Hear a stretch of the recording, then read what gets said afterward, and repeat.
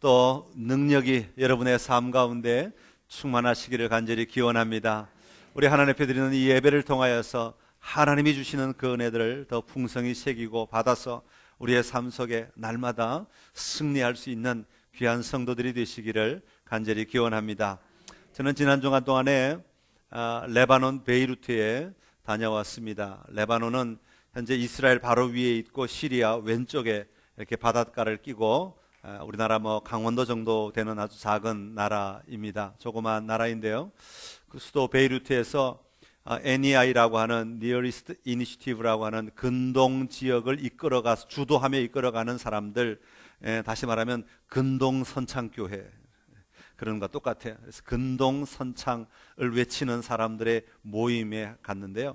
전 세계에서 한 180여 명의 사람들이 모여서 그곳에 가면 지금 오래전부터 이라크 난민들이 계속해서 갈 데가 없어서 레바논으로 피난을 옵니다. 그래서 이라크 난민들, 그리고 최근에는 지금도 시리아에서 계속 포격전이 일어나고 있죠. 시리아에서 넘어온 난민들이요, 지금은 때를 지어 넘어오고 있어요. 그래서 어마어마하게 넘어오고 있는데 아무도 돌봐주지 못하고 있어요. 특별히 레바논은 이렇게 난민들에게 영주권을 주지 않아요. 그러니까 영주권이 없으니까 일자리도 제대로 못 가지고 학교도 못 가고 직장도 제대로 가지지 못하고, 그러니까 근본 삶이 아주 엉망이 되어가죠. 그래서 그들을 어떻게 돌볼 것인가. 그리고 지난 한 주간 텔레비전에서 계속 여러분도 보셨겠지만 지금 팔레스타인 가자지구 문제 일어나죠. 그런 팔레스타인에서 또 도망온 난민들이 이 이스라엘과 레바논 국경지대로 도망을 와서 거기서 살아가는 사람들이 있습니다. 그래서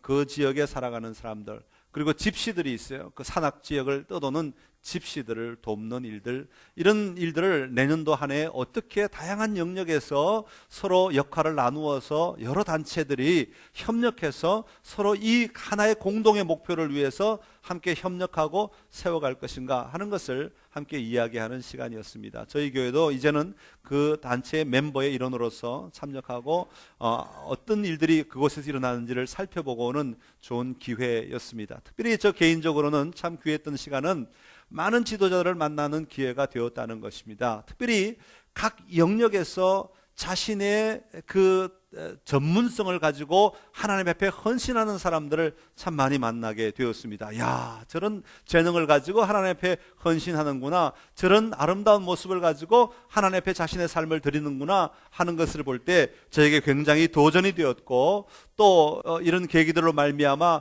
내 삶을 다시 한번 점검하고 우리 교회가 가야 될 방향이 어딘가 다시 한번 점검하는 그런 계기가 되었습니다. 자신의 삶을 드리고 자신의 시간을 드리고 자신의 재능을 드리는 것을 가리켜서 우리는 봉헌이라는 말을 사용합니다. 그래서 봉헌한다라고 할 때는 단순히 어떤 헌금을 드린다 이것만이 봉헌이 아니라, 참된 봉헌, 헌금을 드리는 건 어쩌면 아주 작은 부분 가운데 하나일 것이고, 참된 봉헌은 우리의 삶을 하나님 앞에 드린다 하는 것이죠. 여러분, 삶을 드린다고 해서 다 선교사가 되고 다 목사가 되고 다 이런 어떤 특별한 영역에 다 나아가야 되느냐? 그렇지 않아요. 그 많은 분들이 자신의 사역의 삶의 자리가 있지만 특별히 이 모든 삶이 하나님이 주신 삶인 줄로 분명히 기억하고, 하나님이 왜 나를 여기에 이 자리를 있게 하셨는가를 깨닫고 그 역할을 통해서 하나님 앞에 드리는 삶을 살아가는 사람들, 이 사람들이 참된 봉헌의 삶을 살아가는 사람들인 것을 보게 되었습니다. 여러 사람들을 만났지만 그 중에 저희 교회와 자매교회를 맺고 있는 미국 빌리지 교회에서 파송하려고 하는 한 여자 선교사가 있어요. 그분은 이제 한국 사람입니다. 한국 사람인데 미국에서 오랜 세월을 생활을 하다가 이 빌리지 교회에서 음악 선교사로 파송을 받게 되는 분이 있는데, 조유진 선교사라고 하는 분입니다. 오늘은 그 얘기를 잠깐 시작하면서 말씀을 전하려고 합니다. 이 조유진 선교사는 어릴 때부터 아버님이 목사님이셨는데 아버님께서 이 아마존 지역, 멕시코 이쪽 지역으로 선교를 가시려고 준비를 하고 계셨어요. 그래서 어린 딸에게 바이올린을 가르치셨어요. 왜냐하면 선교지에 가면 누군가 악기를 다룰 사람이 좀 필요하잖아요. 찬송을 부르고 찬양을 할 때 아무것도 없는 것보다 누군가 가족이 악기를 연주해 주면 참 좋을 것 같아서 바이올린을 가르쳐 주었다는 거예요. 그런데 이 자매가 5살 때에 그만 이 아버님께서는 선교지로 가지 못하시고 암으로 돌아가시게 되었어요. 한국에서 돌아가시게 되었어요. 출발도 못 해보고 돌아가신 것이죠. 그래서 이제 그 어머니와 둘이 참 어렵게 살아가고 있는 때에 마치 미국에서 오신 어떤 한 미국 사람의 도움을 받아서 미국으로 건너가게 됩니다. 그래서 입양 아닌 입양을 해서 미국에서 그분의 도움으로 이제 생활을 하기 시작하면서 악기를 계속 다루게 되는데, 대학생이 되어서 인디애나 주립대학에 들어갑니다. 바이올린 전공으로 들어가고, 그리고 인디애나 주립대학을 마친 다음에 줄리어드에 들어갑니다. 줄리어드는 음악으로 유명한 곳이죠. 그래서 그곳에서 악장까지 하면서 아주 탁월한 실력을 많은 사람들에게 보여주며 재능을 인정받습니다.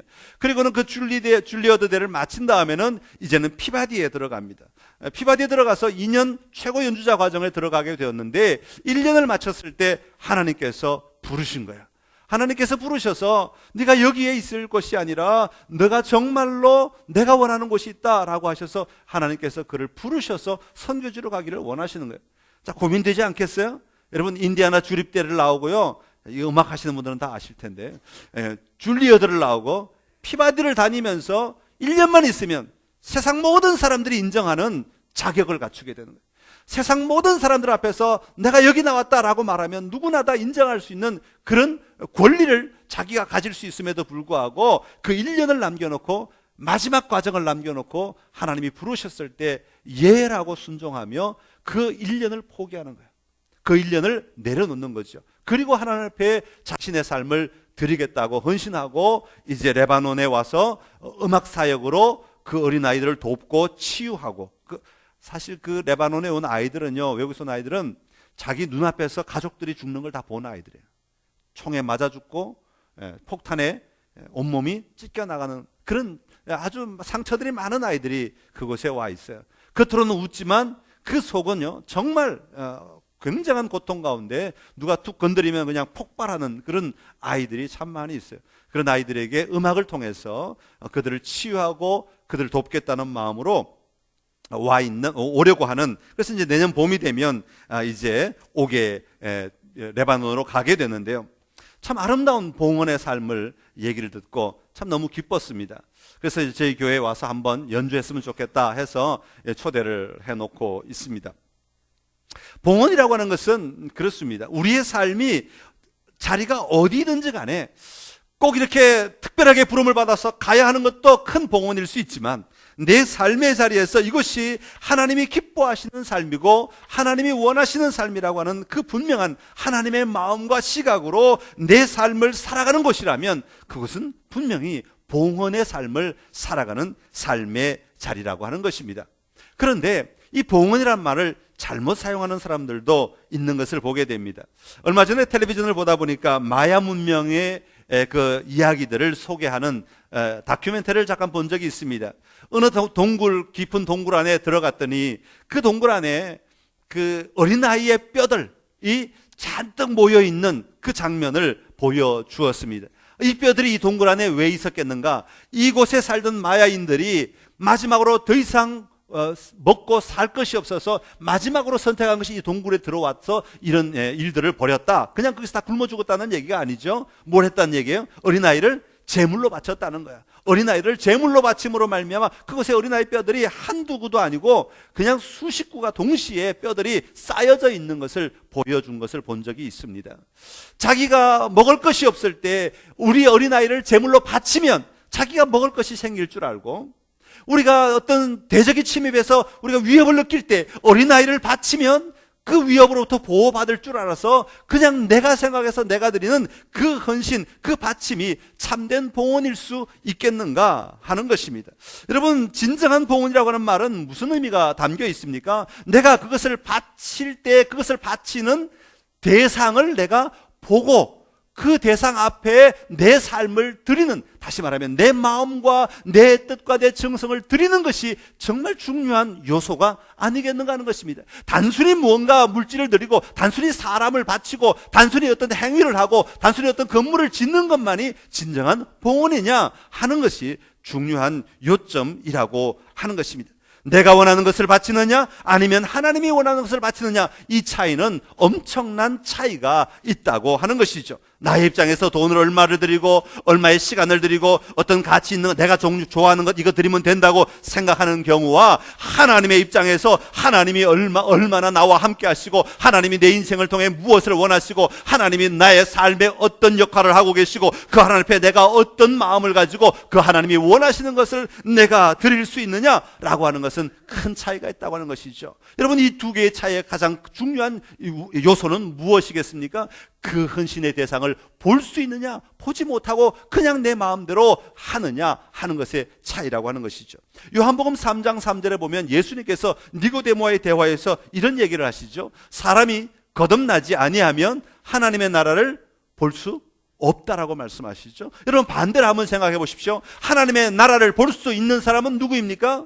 거듭난 사람이에요. 거듭난 사람은 어떤 사람입니까? 예수님을 믿음으로 말미암아 그 믿음의 삶의 자리에 내가 들어가서 하나님이 어떻게 일하시고 하나님이 무엇을 원하시고 하나님의 마음을 알고 하나님의 뜻을 알고 그 삶의 자리에 내가 들어가 있는 사람들을 거듭난 자라고 말하는, 하나님의 자녀로서 살아가는 사람들을 거듭난 자라고 이야기하는 것이죠. 하나님의 마음을 알고 하나님의 뜻을 아는 사람, 하나님의 나라를 보고 누리는 사람들이다 라고 하는 것이에요. 다시 말하면 하나님 나라를 보는 사람들은, 하나님의 나라를 볼 줄 아는 사람들은 이미 하나님 안에서 하나님의 삶을 누리고 있는 자들이다 라고 하는 것이죠. 하나님의 나라를 보고 봉헌하는 삶과 하나님의 나라를 보지 못하고 봉헌한다고 말하는 사람의 삶은 차이가 있을 수밖에 없다고 하는 것입니다. 그러니까 참된 봉헌이라고 하는 것은 내 마음대로 내 마음에 드는 것을 드리는 것, 내 마음에 원하는 것들을 행하는 것, 그것이 참된 봉헌이 아니라 정말 이 봉헌을 받으시는 하나님 아버지께서 기뻐하시는 일이 무엇인지,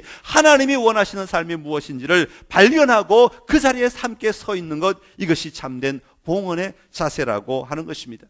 오늘 느헤미야 12장에 보면 이 봉헌의 이야기가 가득 차 있는 것을 보게 됩니다. 특별히 예루살렘 성벽을 하나님 앞에 봉헌하는 봉헌식에 관한 이야기가 오늘 읽은 27절부터 끝절까지에 나오는 이야기입니다.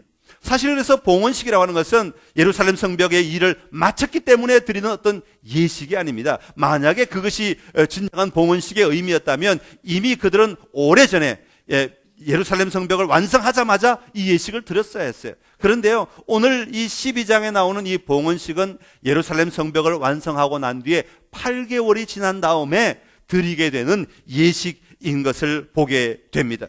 여러분, 단순한 어떤 건물이나 어떤 성벽이 완성된 것으로 하나님 앞에 감사 예배를 드리는 것보다 하나님이 정말로 중요하게 여기시는 그 안에 살아가고 있는 사람들이 어떻게 준비되어 가고 있는가, 하나님은 그것을 더 소중하게 보시고 소중하게 여기신다고 하는 것이죠.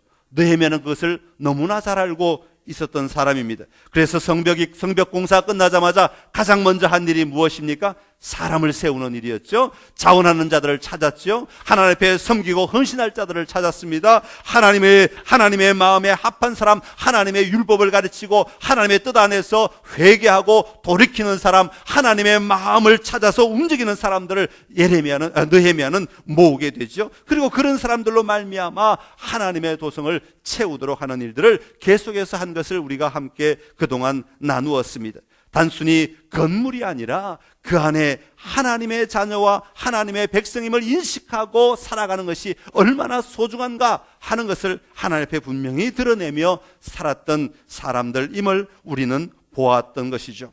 우리가 하나님의 자녀임을 확신하지 못하고 그 삶을 살지 못할 때 우리는 하나님 앞에서 진정으로 드려질 수가 없다는 것을 우리는 분명히 기억해야 합니다. 교회가 그저 건물이 세워졌다고 하나님께 드려질 수 있느냐? 아닙니다. 그 안에 사람들이 하나님 앞에 헌신되고 하나님의 마음을 아는 자들로 채워질 때에 진정으로 하나님께 드려지는 교회가 될 수 있는 것이죠. 우리의 가정이 그저 결혼했다고 하나님 앞에 드려지는 가정이 될 수 있느냐? 그렇지 않습니다. 우리가 하나님의 마음을 알아가고 하나님의 뜻을 알아가는 가정이 되어갈 때 그것이 하나님 앞에 진정으로 드려지는 가정이 되고 하나님이 사용하시는 가정이 될 수 있다고 하는 것입니다. 오늘 느헤미야와 그 백성들은 회복의 끝자락에서 봉헌식을 통하여 하나님께 새롭게 나아가는 것을 볼 수가 있습니다. 여러분의 삶이 얼마나 완성되어 가고 있습니까?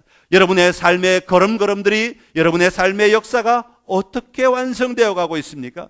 진정한 완성의 아름다움은 하나님 앞에 내 모든 삶이 드려지는 삶이 될 때 하나님과 우리의 진정한 만남, 진정한 관계 속에서 참된 승리를 누리게 되는 것입니다. 오늘 유다 백성들은 바로 그 순간을 맞이하고 있고 그 기쁨을 맞이하고 있는데, 오늘 이 복음식을 통하여서 다시 한번 우리의 삶의 자리에 우리의 삶이 하나님 앞에 진정으로 드려지는 삶이 어떤 것인가, 어떻게 해야 되는가 하는 것들을 함께 살펴보므로 우리의 삶도 언제나 하나님과 함께 동행하며 승리하는 삶이 될 수 있기를 간절히 기원합니다. 자, 그러면 먼저 회복의 끝자락에서 드려지는 봉헌을 위해 하나님 앞에 정결함으로 나아가야 한다. 오늘 성경은 그렇게 말하고 있습니다. 한번 따라합시다. 정결함으로 나아가야 합니다. 참된 봉헌을 누리기 위해서는 이 정결하다고 하는, 정결함이라고 하는 것이 굉장히 중요하다고 27절부터 30절까지 30절까지 소개하고 있습니다. 제가 어릴 때 저는 교회 안에서 살았습니다. 교회 안에서 살았다는 말은 뭐 매일 교회를 들락날락 거렸다는 것이 아니라, 저희 집 대문을 딱 들었으면 교회 본당이 있고요. 그 다음에 그 마당을 끼고 들어가면 저희 사택이 있었어요. 그러니까 교회 본당이 저희 놀이터였고, 교회 본당이 저의 아지트였고, 교회 본당이 저의 비밀 장소였고, 다 포함되는 거예요. 그러니까 늘 교회 안에서 살았으니까. 그런데 그렇게 매일 교회 안에서 뛰어다니고 놀고 살았는데, 유독 토요일 밤이나 주일 아침만 되면 저희 어머님이 세숫대에다가 더운 물을 이렇게 끓여가지고 부어놓고, 옛날엔 부엌에서 다시 끓여놓고 앉아라, 발을 담궈라고 하면 돌로다가 발을 일주일 묵은 때를 다 벗기시고, 그 돌멩이 안 써보셨나 보죠? 그죠? 다 강에서 돌멩이 주스다가, 그 조약돌 주스, 이게 뭐라 할까요? 무슨 돌이에요? 요즘 이름도 다 까먹었네요. 예? 하여튼 반짝반짝한 돌을 까다가 탁 바르시고, 그리고 유독 그렇게 하시군요. 그 시간이 얼마나 괴로운지 몰라요. 그런 주일 아침이 되면 그 주간에 빨아놓은 옷을, 야, 그거 옷 벗어! 그러고 빨아놓은 옷을 입히시고, 그리고 돈도 다려서 주시고, 그리고는 교회 가라는 거죠. 맨날 교회에서 놀았는데 뭘 또 교회 가는데 유독 색다르게 그렇게 때를 빼고 옷을 갈아입고 돈을 준비해, 헌금을 준비해가지고 교회 가느냐 말이에요. 그런데 이상하게 그렇게 주일 아침에 그렇게 하고 교회를 가면 어제 놀던 그 교회가 아닌 거야. 어린 마음에도, 제가 초등학교 때 그렇게 살았는데 어린 마음에도 어제 갔던 그 교회가 그 교회가 아닌 거죠. 어제 놀았던 그 놀이터가 그 의자 뒤에, 요 의자 뒤에 숨어있고 애들 수목질 했는데 거기가 아닌 거죠. 엄숙한 마음으로 하나님 앞에 예배 드리는 자리로 제 어린 마음도 바뀌어지는 걸 봐요. 여러분, 그게 뭐냐면 바로 정결함이라고 하는 거예요. 여러분, 정결함이라고 하는 것은 단순히 몸을 씻는다, 단순히 옷 갈아입는다, 이게 아니죠. 여러분, 정결함이라고 하는 진정한 의미는 뭐예요? 지금까지 내가 가지고 있던 삶의 자리를 정돈하고 청소하고 깨끗하게 한다고 하는 것의 의미는 무엇입니까? 내가 가지고 있는 나만의 사고방식들을 좀 내려놓고, 이것 모든 정돈들, 어지러웠던 것들을 좀 내려놓고 한 주간 살면서 내가 정결하게 살아가고 싶었지만 세상의 많은 일들을, 세상 많은 사람들과 함께 살아가면서 부딪혔던 많은 갈등들, 고민들, 이런 거 좀 다 내려놓고 주님 앞에 정말 순전함으로 나아가는 것을 얘기해요. 주님의 마음 안에 내가 들어가는 것을 얘기하죠. 주님의 자리에 내가 내 자신을 맡겨드리기 위해 내가 나아가는 순간을 정결함이라고 하는 예식을 통해서 표현하고 있는 거예요. 여러분, 구약의 제사장들이요, 언제나 정결하게 살지 않았겠습니까? 매일 그들의 삶은 정결함 그 자체라고 말할 수 있죠. 딴 거 아무것도 못하게 했으니까, 매일 성전 안에만 살았으니까, 거기서 삼교대로 매일 돌면서 예식을 진행했으니까 그들의 삶이야말로 세상 사람들과 비교할 수 없는 얼마나 거룩한 삶이었겠습니까? 그런데도 불구하고 그들이 제사를 드리러 갈 때는 반드시 정결 예식을 진행했단 말이죠. 자신을 정결하게 했다는 거예요. 혹시나 내 마음 안에 하나님 앞에 합당하지 않는 마음이 있을까? 혹시 내 삶 안에 하나님이 원하지 않는 삶이 있을까? 그들의 삶을 정돈하고 정리해서 하나님 앞에 정말로 순전한 모습으로 하나님이 기뻐하시는 자리로 나아갔다고 하는 것이, 이게 정결함의 진정한 의미라고 하는 것이죠. 오늘 본문에 보면 제사장들과 레위인들은요, 언제나 딱 준비하고 있다가 예루살렘 가장 가까운 마을에 살았대요. 동원, 그러면 그냥 사이렌만 딱 불면 바로 5분 안에 튀어갈 수 있는 5분 대기조와 같이 언제나 준비하고 있는 삶이에요. 그러고 있다가 오면요, 바로 정결예식을 행하고 정결함으로 하나님 앞에 나아갔다라고 고백하고 있는 것을 볼 수가 있습니다. 정결함을 통하여 나의 입장에서 나의 생각으로 하나님 앞에 나아가는 것이 아니라 하나님이 나를 어떻게 받기를 원하시고 하나님이 나를 어떻게 바라보시고 하나님이 나에게 무엇을 원하시는지를 찾아가는 자리로 걸음을 옮겨 놓는 것을 얘기해요. 그런 다음에 오늘 성경 30절에 보니까 백성과 성문과 성벽을 정결하게 했다 그렇게 말합니다. 아니, 사람이 제사장이 정결하게 되는 건 이해가 되는데 성벽과 성문을 정결했다는 건 도대체 어떻게 하는 거야? 그냥 물로 끼얹어가지고 닦아내는 거야?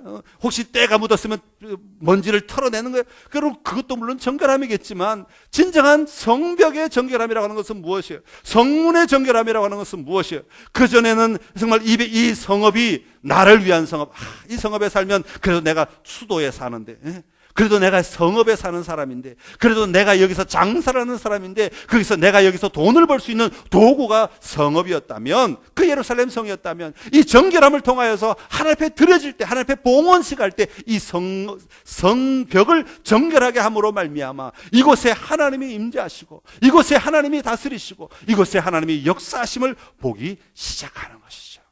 이게 정결함으로 말미암아 변화되어가는 그 삶의 과정을 하나님 앞에 올려드린다고 하는 것입니다. 여러분, 우리가 정결하게 사는 삶이 회복되어야 할 줄로 믿습니다. 교회 나올 때만 정결함으로 나오는 것도 중요합니다. 그것도 중요하지만 그러나 그것은 잠깐을 위한 것이고 우리의 매일의 삶 가운데 정말 내 안에 하나님이 살아 역사하시고 하나님이 내 삶을 인도하시고 주관하심으로 말미암아 우리가 살아가는 그 삶의 현장에서 하나님의 손과 발을 보고 하나님의 마음을 보고 하나님의 이끄심을 보고 하나님의 역사하심을 볼 수 있는 자리로 나아가기 위해서는 우리는 언제나 정결함으로 나아가야 하는 줄로 믿습니다. 오늘 여러분의 삶을 하나님 앞에 정결하게 들으시며 나아가는 귀한 삶이 되시기를 간절히 기원합니다.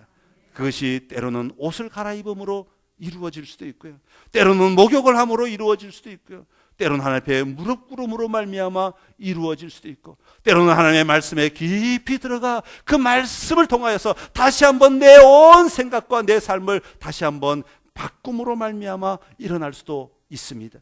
어떤 방법의 정결함이든지 여러분의 삶을 드리는 그 자리에 언제나 이 정결함이 충만하기를 간절히 기원합니다. 그리고 두 번째로 이 회복의 끝자락에 들어지는 이 봉헌을 위해서는 감사와 찬양으로 나아가야 한다. 오늘 성경은 그렇게 말하고 있습니다. 한번 따라합시다. 감사와 찬양으로 나아가야 합니다. 그 행복의 특권이라고 하는 책이 최근에 나왔는데요, 이 책을 쓴 쇼 아츠라고 하는 사람이 조사를 했는데, 어디서 조사를 했는 거니까 하버드 대학에서 조사를 했어요. 여러분, 하버드 대학은 다 알죠, 그죠? 하버드 대학은 나쁜 대학이에요, 좋은 대학이에요? 그냥 뭐 다 누구나 다 아는 거예요. 그냥 상식적으로 그만큼 유명한 대학이죠. 그만큼 그 대학에 들어간다는 것이 모든 학생들에게는 자랑이고 기쁨이 되겠죠. 그런데 이 쇼나츠가 조사를 쫙 해보니까요, 하버드 대학에 다니는 사람들은 다 행복하고 기뻐하고 즐거워할 줄 알았는데 학교에 다 가서 조사를 다 해보니까요, 전부 다 얼굴이 찌들어 있어. 고통스럽다는 거예요. 괴로워하고 있어. 왜? 공부하는 게 너무 어렵고 너무 힘들고 고통스러워서 그 좋은 학교에서 그 좋은 학교의 아름다움을 누리지 못하고 괴로워하고 고통스러워하며 그 시간들을 보내고 있더라는 거예요. 그래서 왜 이렇게 좋은 학교에서 왜 이렇게 훌륭한 학생들이 왜 이렇게 만족을 못 누리고 기쁨이 없이 살아갈까 하고 그것을 연구하기 시작한 거예요. 그 조사하기 시작. 그랬더니요, 왜 이다지 더 불행할까 하는 걸 연구했더니 이런 결론을 얻었다는 거예요. 무슨 결론을 얻었냐면, 사람은 성공해서 행복한 게 아니라 행복해서 성공한다라고 하는 것을 얻었다. 이해가 되세요? 뭔가를 막 성공하고 나면 행복한 게 아니라 행복한 사람이 성공을 누린다는 거예요. 오늘 내가 행복하면 내 모든 자리에서 다 기뻐하고 성공을 누리는 사람들이 되지만, 무언가 얻으려고 애쓴 사람은 평생 그렇게 살아가야 되는 거예요. 성공한 것 같은데 보면 아직 또 있어, 그죠? 한 것 같은데 보면 또 있고, 끊임없이 노력만 하다가 끝나는 인생이 되고 만다고 하는 것이죠. 행복하기 때문에 누릴 수 있는 특권이 바로 업무적인 성과, 또 지적인 충족감, 경제적인 풍요와 같은 개인의 성공이라는 것을 잊어버리고 살아가더라는 것입니다. 그러기 위해서 우리가 진짜 성공하기 위해서는 먼저 행복한 자가 되어야 자신의 삶을 언제나 기뻐하고 즐거워하는 아름다움을 누릴 수 있다는 것이죠. 저는 이 책을 읽으면서요, 왜 하나님께서 성경 구석구석에서 감사하라, 기뻐하라, 찬양하라 그랬을까? 이해가 되더라고요. 벌써 이해가 되죠? 제가 뭘 말하려는지. 감사하라, 기뻐하라, 찬양하라. 여러분, 주체는 누구 때문에? 여호와 하나님 때문에. 내가 여기 서 있기 때문에, 잘났기 때문에, 뭐 했기 때문에 감사하고 기뻐하고 즐거워하는 것이 아니라, 결과를 가지고 기뻐하고 즐거워하는 것이 아니라, 내가 무엇을 얻었기 때문에 감사하고 기뻐하고 즐거워하는 것이 아니라, 여호와 하나님과 함께 살아가기에, 여호와 하나님이 나의 인생을 돌보시기에, 여호와 하나님이 나의 삶의 주관자이시기에 내가 감사하고 기뻐하고 즐거워하며 살아가니까 그 하나님이 주시는 아름다운 것들을 내가 다 누리며 살아가게 되더라라고 하는 것이 성경이 우리에게 가르쳐주고 있는 거예요. 항상 기뻐하라, 쉬지 말고 기도하라, 범사에 감사하라. 그렇게 하나님 안에서 우리가 살아가면 그 나머지 책임은 하나님이 다 우리에게 채워주신다고 하는 것이죠. 봉헌하는 자들을 향해 하나님이 요구하시는 태도가 찬양과 감사로 나아가는 거예요. 너희가 정말 이 성업을 하나님께 드리기를 원하느냐? 정말 너희가 너희의 삶을 하나님께 드리기를 원하느냐? 그러면 하나님이 원하시는 감사와 기쁨과 찬양으로 나아오라. 이것이 바로 하나님의 요청인 것입니다. 사실 봉헌한 자들의 입장에서는요, 기쁠 때는 기쁨으로 잘 나갈 수 있어요. 그러나 괴로울 때는요, 힘들 때는요, 항변하기도 하죠. 여러분, 기도할 때 어떠세요? 늘 감사합니다, 고맙습니다, 그렇게 기도하지 않잖아요. 어떤 때는 내 손에 뭔가 들어오면 감사합니다, 정말 하나님 고맙습니다, 기도가 절로 나오지만, 짜증나고 일이 정말로 꼬여도 왜 이렇게 꼬이는지, 꼬여서 이렇게 피했더니 거기한테 또 다른 꼬임이 기다리고 있고, 그걸 이렇게 피했더니 또 정말 그럴 때는요, 하나님 살아계십니까? 뭐 왜 그러십니까? 다 대들고 따지고 그러잖아요. 안 그러시나 보죠. 좋으신 분들입니다. 그건 뭐예요? 누구 중심이에요? 나 중심이에요. 내가 기쁘면 기쁨의 반응을 하겠다는 거예요. 내가 기쁘지 않으면 기쁨의 반응을 할 수가 없다는 거죠. 그러나 우리 하나님이 내 삶의 진정한 주인이시고 내 삶의 진정한 승리로 이끄시는 분이심을 고백하며 우리가 감사함으로 기쁨으로 나아가면 하나님은 그 삶을 바꾸시는 것을 보게 된다는 것입니다. 오늘 성벽을 봉헌하는 예식을 보면 감사 찬송하는 자들을 두 그룹으로 나누는 것을 보게 되죠. 한 그룹은 이 아래쪽에서부터 오른쪽으로 행진하게 하고요, 찬양을 하면서. 한 그룹은 왼쪽으로 행진하게 합니다. 그리고 어디서 만나면 성전 마당에서 만나는 거예요. 저 위쪽에. 그럼 한번 생각해 보십시오. 이 감사와 찬양하는 자들이 성벽을 밟습니다. 그 성벽 위를 밟으면서 찬양을 하며 노래하며 올라갑니다. 하나님을 소리 높여 악기를 연주하면서 북을 치면서, 우리나라로 말하면 진과 꽹과리와 장구를 쳐가면서 춤을 덩실덩실 추면서 성벽 위를 걷고 있습니다. 이쪽은 이쪽 위로 반대로 걷고 있습니다. 그러니까 그 모습이 얼마나 장엄하게, 한두 명이 간 게 아니고 수만 명이 지금 착 올라가고 있으니까 얼마나 그 백성들이 다 성벽 위를 밟았다 그랬으니까 얼마나 장엄하겠어요. 그러니까 그 웅장한 모습을 한번 생각해 보시죠. 여러분, 걸으면서요, 야, 내가 이 돌을 내가 쌓았어. 기뻐, 즐거워. 이 돌 쌓는데 내가 얼마나 고생한 줄 알아? 이야, 하고 나니까 너무 기뻐, 즐거워. 내가 수고한 거 보니까 너무 만족스러워. 여러분, 그렇게 밟았겠습니까? 그게 아니라는 거예요. 그게 아니라 이 성벽을 밟으면서 이들의 마음 가운데 하나님이 우리를 여기로 다시 인도하셨어. 이 성벽 안에 하나님이 임재하셔. 이 성벽이야말로 하나님의 도성이야. 이 성벽 안에 하나님이 살아 역사하셔. 이 성벽을 통하여서 하나님이 우리를 인도하셔. 이 성벽 안에서 하나님이 우리 가운데 말씀하셔. 이 성벽 안에서 하나님이 우리 가운데 역사하고 계셔. 이 분명한 믿음이 있으니까요, 감사와 찬양으로 나아가야 되는 거예요. 비록 먹을 것이 없고, 비록 삶이 피폐하고, 아직까지 완성된 삶이 아니에요. 아직까지 곡식이 다 자라지 않았어요. 아직까지 모든 밭들을 다 가꾸지 못했어요. 아직까지 그 자기의 성업들을 다 완성하지 못했어요. 그럼에도 불구하고 감사와 찬양이 끊이지 않았다는 것이죠. 하나님을 인정할 때 그곳에 하나님을 향한 감사와 찬양이 터져 나오고, 그 찬양으로 말미암아 하나님을 인정할 때 하나님이 우리를 다스리신다는 것을 고백할 수 있는 놀라운 삶이 되었다는 것입니다. 특별히 43절에 보면 이렇게 이야기합니다. 이날에 무리가 큰 제사를 드리고 심히 즐거워하였으니 이는 하나님이 크게 즐거워하게 하셨습니다. 하나님이 그들을 즐거워하게 만들어 주셨다. 부녀와 어린아이도 즐거워하였으므로. 부녀와 어린아이도 즐거워한다. 예전에 제가 처음에 말씀드릴 때 이 부녀와 어린아이들이 이름에 들어간다는 의미가 뭔지 말씀을 드렸죠. 남자들만 이름이 소개되는 이 시대에 부녀와 어린아이도 즐거워했다는 것은 정말로 그 모든 백성들이 한 사람도 남김없이 그 분명한 기쁨의 자리에 참여했다고 하는 것을 이야기하고 있는 것입니다.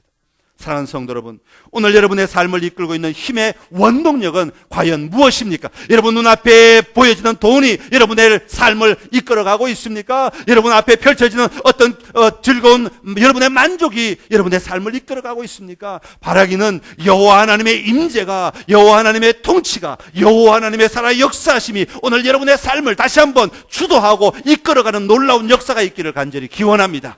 그래서 그 하나님으로 말미암아 내 삶의 자리에 감사와 찬양을 먼저 선포할 수 있는 놀라운 축복이 여러분에게 있기를 간절히 기원합니다. 그 감사와 찬양이 선포되는 곳에 하나님이 역사가 일어나는 것입니다. 하나님의 생명이 일어나게 될 줄로 믿습니다. 그리고 마지막으로 회복의 끝자락에 드리는 봉헌은 하나님의 일하심을 기대하며 나아가야 합니다. 한번 따라합시다. 하나님의 일하심을 기대하십시오.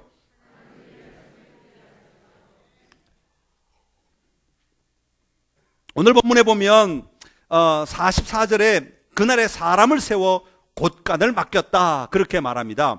사람을 세웠다는 의미는 몇 주 전에 또 말씀드린 제비 뽑는 장면을 가지고 말씀을 드렸죠. 땅을 분배할 때 사람을 뽑을 때 항상 하나님은 제비를 뽑았는데, 사람을 세웠다는 것은 하나님이 원하는 하나님의 일꾼들을 하나님이 세워놓았다는 것이죠. 왜요? 그들을 통해 하나님이 일하시기 때문에. 하나님이 직접 일하실 수도 있지만 하나님은 많은 경우에 하나님이 세운 사람들을 통해 하나님의 일을 하기를 원하시는 거예요. 그 사람이 자기 일을 하는 게 아니라 사람을 세운 이유는 하나님이 그 사람들을 통해 하나님의 일을 하기를 원하셔서 사람을 세우시는 경우죠. 여기도 보면 그날에 사람을 세워 곳간을 맡겼다 그랬어요. 그리고 사람들은요 그 곳간을 채우는 일들을 하겠다는 것이죠. 예를 들어서 11조를 드리고 감사의 제물을 드려 성전의 곳간을 채우는 것이죠. 그 곳간을 채우는 것은 우리가 할 일이라는 거예요. 모든 백성들이 당연히 마땅히 할 일이라는 것이죠. 그러면 우리 하나님께서는 그 곳간의 물질을 하나님께서 세우신 사람들을 통해 하나님이 작정한 일을 하시겠다라고 말씀하고 계시는 거예요. 그것이 꼭 목사나 교회라는 그런 사람 말을 말하는 게 아니에요. 하나님이 일하시는 모든 사람들을 얘기하는 거예요. 그러니까 하나님이 세우신, 하나님이 작정하신 모든 환경들을 통해 하나님은 일하신다라고 하는 개념으로 우리가 분명히 받아들여야 할 줄로 압니다. 이것은 하나님이, 나는 하나님 앞에 물질을 드리지만 하나님은 하나님의 일을 그것을 통해 하신다라고 하는 것이죠. 다시 말하면 내가 하나님 앞에 내가 가진 것을 드림으로 곳간을 채우는 것의 의미는 하나님의 일하심을 기대하며 나아가는 것이고, 그것은 다시 한번 말하면 나 자신을, 나의 권리를 내려놓는 것을 얘기해요. 나의 모든 의지를 내려놓고 하나님 앞에 순종하겠다는 태도로 나아가는 모습인 것을 오늘 성경이 우리에게 보여주고 있습니다. 하나님이 다스리시고 하나님이 통치하시고 하나님의 일하심을 보는 자리에 내가 서 있겠다고 고백하는 것, 이것이 봉헌의 참된 의미 가운데 하나라고 하는 것을 이 마지막을 통해서 우리에게 보여주고 있습니다. 사랑하는 성도 여러분, 여러분의 삶에도 이런 하나님의 일하심을 보는 은혜가 있기를 간절히 기원합니다. 어떤 사람들은 그래요. 내가 수입이 얼마가 생기면 이건 내가 보니까 이렇게 하면 하나님이 좋아하실 거야 하고 내가 이렇게 쓰고 저렇게 쓰고 저렇게 쓴다고 생각하는 분들도 계시지만, 어떤 분들은 하나님 앞에 드리면 하나님이 알아서 쓰실 것이야 라고 생각하며 하나님 앞에 드리는 사람들이 있어요. 여러분, 그 태도가 중요하죠. 하나님의 일하심을 기대하며 나아가는 삶이 우리에게는 필요하다고 하는 것입니다. 자, 그러면 오늘 이 12장을 통해서 쭉 흐르는 12장을 계속 읽다 보면요, 흐르는 감정적 기류가 하나가 있어요. 그게 뭐냐 하면, 12장을 계속해서 흐르는 감정적 기류가 뭐냐 하면 즐거움이라고 하는 단어예요. 즐거워하였다, 즐거워함으로, 즐거움으로, 즐겁게, 이것들이 계속해서 이 전체 이 예식을 뒤덮고 있는 것을 볼 수가 있습니다. 여러분, 하나님 앞에 봉헌한다는 것은요, 어떤 사람에게는 참 어려운 일일 수 있어요. 힘든 일일 수 있어요. 고통스러운 일일 수 있어요. 그러나 하나님은 이 모든 봉헌식이 얼마나 즐거운 일인가, 얼마나 기쁜 일인가 하는 것을 우리에게 보여주고 있습니다. 여러분, 하나님의 말씀대로 사는 것은요, 괴롭고 고통스러운 일이 아닙니다. 하나님의 말씀대로, 하나님의 뜻대로 따라가는 것은요, 너무 힘들고 너무 어려운 길이 절대로 아니라고 하는 것입니다. 하나님 앞에 내 삶을 봉헌하고 하나님 앞에 내 모든 삶의 자리를 하나님 앞에 맡김으로 말미암아 살아가는 삶은 즐거움의 자리라는 것입니다. 하나님과 함께 살아가는 그 삶이야말로 진정으로 우리가 이 땅에서 누려야 하는 즐거움임을 분명하게 오늘 성경은 우리에게 보여주고 있습니다. 여러분, 여러분의 신앙의 삶을 살아가는 것이 괴롭고 힘드십니까? 즐거움의 영이 임하시기를 간절히 기원합니다. 우리 하나님이 주시는 그 즐거운 마음이 우리 안에 충만하게 일어나기를 간절히 기원합니다. 여러분, 어떤 사역의 자리에 봉사하고 섬기는 것이 고통스럽고 힘드십니까? 악지로 감당하십니까? 주님, 오늘 이 봉헌 예식에 드려지는 이 즐거움의 마음이 오늘 내 안에 회복되게 하여 주옵소서.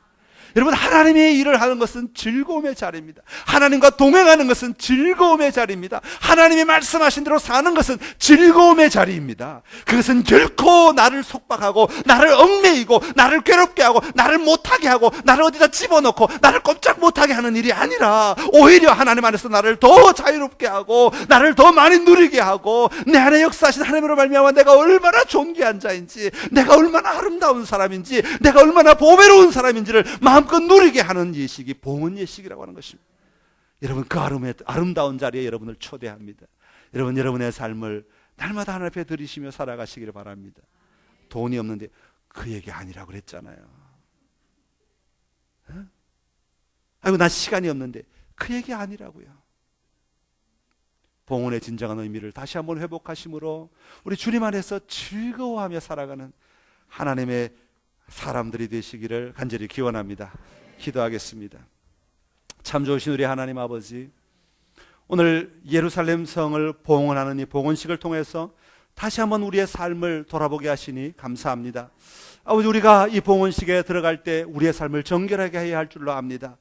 나를 정결하게 함으로, 정결 예식을 통하여서 정결하게 함으로 말미암아 이것이 나의 이기적인 욕심이나 이기적인 생각의 자리가 아니라 우리 하나님을 바라볼 수 있는 자리로, 우리 하나님을 향하여 눈을 여는 자리로, 우리를 하나님의 일하심을 보는 자리로 바뀌어지는 은혜가 우리에게 있게 하여 주시옵소서. 감사와 찬양으로 나아감으로 말미암아 하나님이 우리에게 베풀으시는 그 놀라운 승리의 자리를 우리가 이미 맛보며 기뻐하며 행복하며 살아갈 수 있게 하여 주시옵소서. 아버지, 내가 나의 것을 드리지만 일하시는 분은 하나님이심을 기억하게 하여 주시옵소서. 하나님의 자리에 하나님께 맡겨드리고 하나님이 어떻게 일하시는지 내 삶의 자리를 지켜볼 줄 아는 자 되게 하여 주시옵소서. 기다릴 줄 아는 자 되게 하여 주시옵소서. 하나님 앞에 내 시간을 드리고 하나님 앞에 내 자리를 드리고 하나님 앞에 내 권리를 드림으로 말미암아 하나님이 그것 통해서 어떻게 일하시는지를 보고 함께 기뻐하고 하나님의 나라를 누릴 줄 아는 저희들 되기를 원합니다. 아버지, 이런 아름다운 삶이 우리에게는 즐거움이요 기쁨이 되는 줄 아오니 하나님의 이 즐거움이 우리를 언제나 사로잡게 하여 주시고 이 즐거움이 우리로 하여금 기쁨의 이 삶을 통하여서 이 세상을 승리하는 자 되게 하여 주시옵소서. 예수님의 이름으로 기도드리옵나이다. 아멘.